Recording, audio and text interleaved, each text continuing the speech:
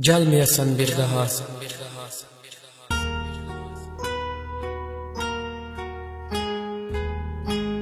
Gelmeyesen bir daha, sana geri dönmerem. Daha seni düşünmem, men üzüve gülmerem. Bu vefalı cevlimi hainler için yormaram. Menden başka sestiği koytarasın saçıvı. Kimin nazını çekmişem, hatta çekim nazıvı.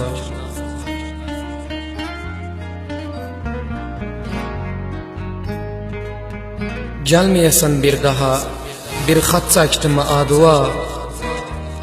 Yadudadı diyerdu kurban ollamadıva. Xusen nenem dögüsen, hayran olam dadıva. Bilirim dedecmesen, bu yazılan sözüme. Her şey ortaya çıktı, hele girsen gözüme.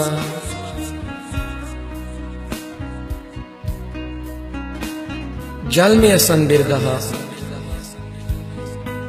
Gelmeyesen bir daha, gelsev boşa gelipsen.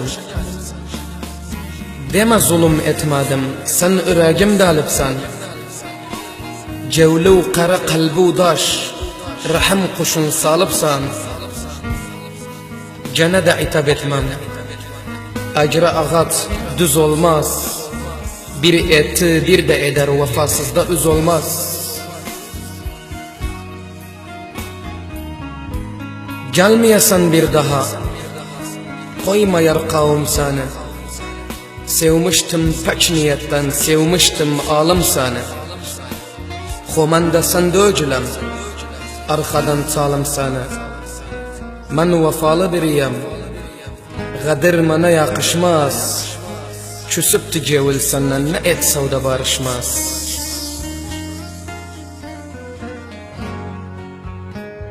Gelmeyesen bir daha. Gelmeyesen bir daha, çünkü boynum vurduysan. Temiz aşkım karşına 50 yalan kurduysan. Düşendem, yıkılandam, bana bakıp durduysan. Deme beni unutmaz, benim için ağlar durar. Keramatım öcünde ayakta dağlar durar.